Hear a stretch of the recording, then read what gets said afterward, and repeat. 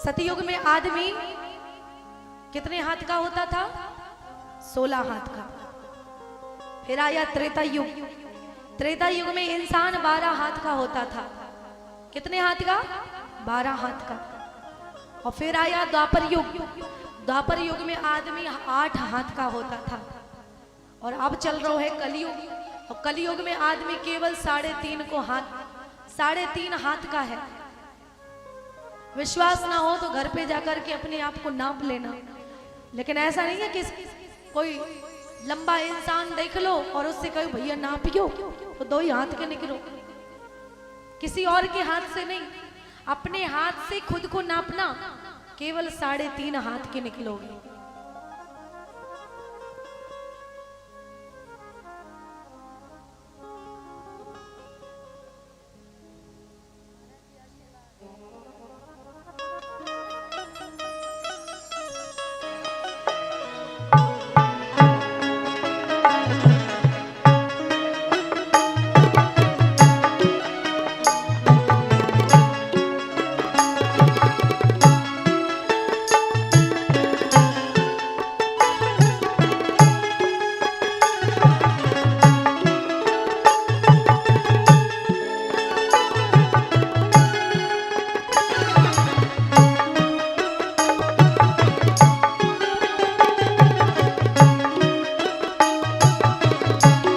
जय हो।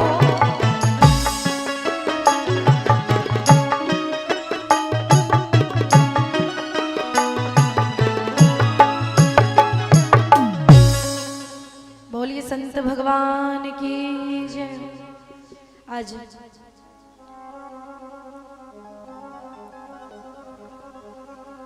तो सतयुग में प्रमाण मिलता है इंसान 16 हाथ का होता था। क्योंकि एक हुई रेवती, जो कि रेवत की पुत्री थी। रेवत जी लड़का देखे पूरी दुनिया भर में घूमे, लेकिन अपनी बिटिया के सुयोग्य लड़का नहीं मिला, उन्हें वर नहीं मिला। इसलिए ब्रह्मा जी के पास पहुंच गए। बोले भैया ब्रह्मा जी, आपने सृष्टि बनाई, इस सृष्टि में हमारी बिटिया के लिए वर है कि नहीं? बोले बिटिया कभी कुंवारी रहती है किसी की? धरती भी कुंवारी नहीं है। बोले हमारी बेटी के लिए वर कहाँ है? बोले आपकी बेटी के लिए वर आप तब बताते जब समय पे आते। सतयुग से चले हो 2 युग बीत गए, सतयुग त्रेता, अब चल रहा है द्वापर। इतनी देर हो गई और तुम्हारी बिटिया है 16 हाथ की और अब द्वापर युग चल रहा है। अब तो 8 हाथ का वर मिलेगा। बताओ मंजूर है? बोले मंजूर है। कौन है बताओ? बोले कृष्ण कन्हैया, जो कि अभी परमात्मा है, वो लीला कर रहे हैं द्वापर युग में। उनके ही बड़े भैया हैं बलराम। जाओ उनसे विवाह कर देना, उनसे अच्छा वर नहीं मिलेगा। जब तक अच्छा वर नहीं मिल जाता है तब तक कितना भी हो जाए, लेकिन माँ बाप दुनिया में भटकते रहते हैं। अपनी बेटी के लिए सुयोग्य वर ढूंढने के लिए, ताकि मेरी बेटी की आंखों से कभी भी एक आंसू भी ना गिर सके। और सच में जैसा कि मैं कह चुकी हूं कि भैया जब लड़का देखने जाओ तो घर मत देखना, वर देखना। वर कैसा है? वर अच्छा होगा, न जाने कितने घर बना लेगा। वर ही अच्छा नहीं हुआ, वर ही अगर नशा करता है, दारू पीता है, तो क्या होगा भैया? सर्वनाश हो जाएगा। अच्छे अच्छे महल भी खाक में मिल जाएंगे। अपनी बेटी के लिए जब वर देखने के लिए जाओ, भले बुराई हो जाए, लेकिन पूरी छानबीन कर लो कैसे लोग हैं, क्या बैकग्राउंड है, पढ़ा लिखा है कि नहीं लड़का, हमारी बेटी के योग्य है कि नहीं। नहीं तो बेटी हमारी सतोगुणी वृत्ति की है और लड़का मिल जाए तमोगुणी, रात दिन नशा जुआ शराब पीता रहे, क्या फायदा? भले 1 लाख के 10 लाख लग जाए, लेकिन अपनी बेटी को ऐसा वर ढूंढना कि जिस घर में जाकर के बेटी कभी दुखी ना रहे। और मैं तो कहती हूँ जहां पर दहेज लगता हो वहां पर विवाह करना ही नहीं चाहिए। क्योंकि अगर आपकी बेटी की कदर करते तो वो दहेज के लिए आपको प्रेशर नहीं देते, जबरदस्ती नहीं करते। जहां पैसे की वैल्यू होती है वहां बेटी की वैल्यू कोई नहीं समझेगा। और जब आप भी लड़की देखने के लिए जाओ तो लड़की ही देखनी चाहिए, गुण देखने चाहिए, ना कि उसका रंग रूप। उसमें गुण कैसे हैं, क्योंकि यही संस्कार ही अंतिम समय में साथ देते हैं। सुंदर बहू हुई, दिन भर लिपस्टिक लगाती रहेगी, रोटी बनी कि नहीं बनी बहू पता नहीं, लिपस्टिक लग रही दिन भर से, श्रृंगार हो रहा है। इतनी सुंदर भी बहू मत देखना कि भैया दिन भर मेकअप ही करती रहे। हाँ, आजकल की बहुएं ऐसी ऐसी हैं कि सासू माँ सोच रही कि बहू आएगी आटा मारेगी, और बहू आई सो मेकअप के लिए चली गई टाटा करके, बाय बाय करके। हैं, ऐसी ही तो है, सही बात है कि नहीं? आजकल यही हो रहा है।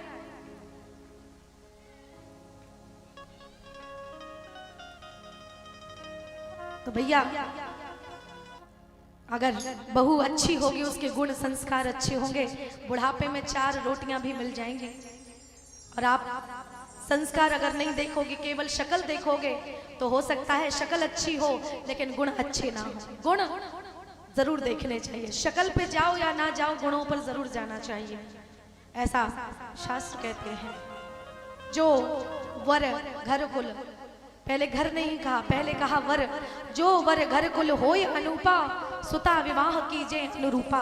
और एक बाप अपनी बेटी के लिए चाहे पूरी दुनिया में ही क्यों ना भटकना पड़े, पैर ही पीले क्यों ना पड़ जाए, लेकिन जब तक अच्छा वर नहीं मिल जाता तब तक वो दहली दहली तक भटकता रहता है। क्यों? क्योंकि वो अपनी बेटी को जताता नहीं है, लेकिन अपनी बेटी से प्रेम बहुत करता है। हाँ, उसने 9 महीने पेट में नहीं रखा, लेकिन प्रेम तो माँ से भी ज्यादा करते हैं पिता। और एक बेटी भी अपने पिता से बहुत प्रेम करती है।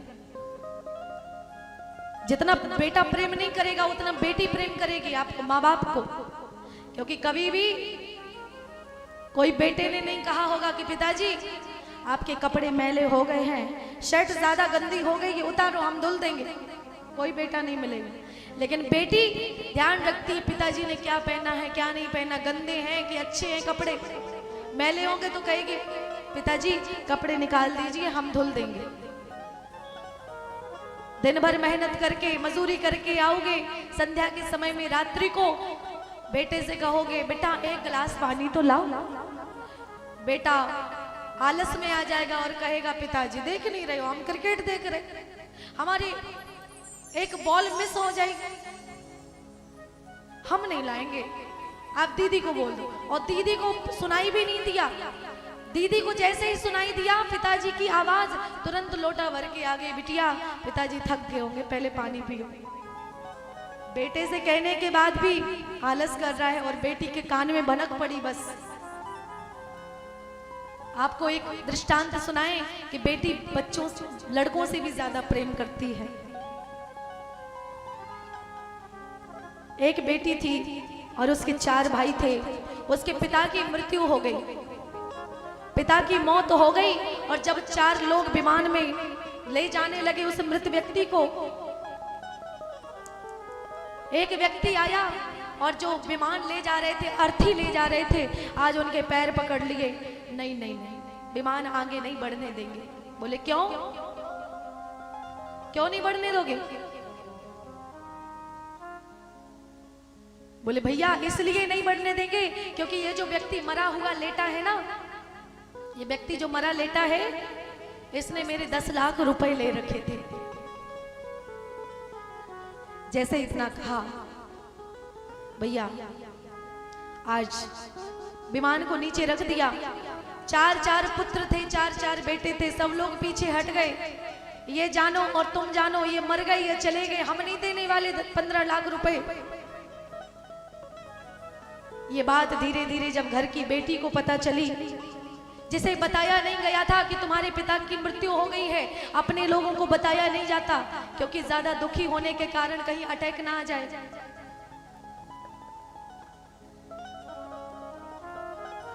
आज नहीं बताया गया, वो बेटी को लगा, हंसी खुशी गई वो बेटी, सब अच्छे से होगा, ऐसे ही बुलाया है मुझे, मायके में हर बार बुलाया जाता है। नई नई शादी हुई थी, आज 16 श्रृंगार करके और सोने जवाहरात पहन करके, हार पहन करके, कंगन पहन करके, चूड़ियां पहन करके सोने की, और आती है अपने मायके में, और जैसे ही पिता की अर्थी देखती है आज आश्चर्यचकित हो जाती है। रो करके टूट पड़ती है पिता की अर्थी पर। जब वो पिता को ले जाया गया, घर पे बेटी बैठी हुई थी, जब उसे ये बात पता चली एक व्यक्ति आया है 15 लाख रुपए मांग रहा है, जब तक वो पैसे नहीं मिलेंगे तब तक अर्थी नहीं, आग नहीं लगाने देंगे, अंत्येष्टि नहीं करने देंगे। पता चला सबने मना कर दिया। आज वो बेटी उठी, कंगन उतारे, अपने सोने के हार उतारा और बोली ले जा करके बेच दो, और जो व्यक्ति मांग रहा है उसे 15 लाख रुपए दे देना, कम पड़े तो मुझे और बताना, लेकिन मेरे पिता की अंत्येष्टि समय पर होनी चाहिए, विधि विधान से होनी चाहिए। आज समय बीतता गया, पैसे वो सोने बेच करके पैसे इकट्ठे किए गए, 15 लाख की गड्डी आज जैसे ही उस व्यक्ति को दी गई, आज उस व्यक्ति ने पैसे नहीं लिए, हाथ जोड़ लिए, भैया नहीं। बोले क्यों? अभी तो तुम पैर पकड़ रहे थे, अर्थी आग नहीं लगाने देंगे। क्यों? क्योंकि इन्होंने 15 लाख रुपए लिए हैं, नहीं मिल जाएंगे तब तक नहीं आगे बढ़ने देंगे। अब क्या हुआ, लो अपने पैसे। वो व्यक्ति बोला भैया 15 लाख रुपए हमारे इन पर नहीं थे, बल्कि जो मर गए हैं इनके हम पर थे, और हमें पता नहीं था कि 15 लाख रुपयों का असली हकदार कौन है, इसलिए मैंने ये छोटा सा नाटक किया। मैं समझ गया ये 15 लाख रुपए इनके बच्चों को नहीं बल्कि इनकी बेटी को देने चाहिए, वही असली अधिकारी है।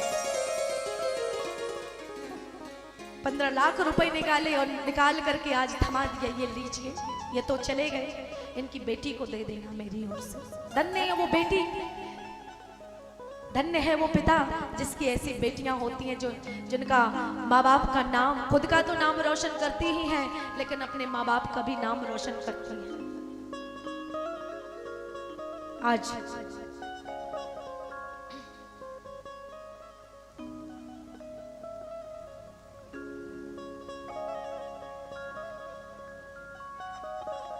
रेवत जी आते हैं अपनी बेटी को लेकर के, रेवती को लेकर के, कृष्ण भगवान के बड़े भैया बलराम के साथ में विवाह कर देते हैं। मंगलम भगवान विष्णु मंगलम गरुड़ध्वज मंगलम पुंडरीकाक्ष मंगलाय तनोहर। विवाह होता है। बोल के रेवती रमन सरकार की जय हो। और आज जैसे ही शादी हुई, जैसे ही शादी हुई, शादी करके विदाई हो करके आज जैसे ही मथुरा आए बलराम भैया, कृष्ण कन्हैया अपनी भाभी को देखने लगे। कैसे? ऐसे। बलराम भैया बोले कन्हैया ये क्या कर रहा है, कैसे देख रहा है तू, किसे देख रहा है? कन्हैया बोले भाभी को देख रहे, भाभी को। बोले ऐसे देखा जाता है क्या? अब कैसे देखे, भाभी इतनी ऊंची है, तुम 8 हाथ की भाभी 16 हाथ की, कैसे देखे हो?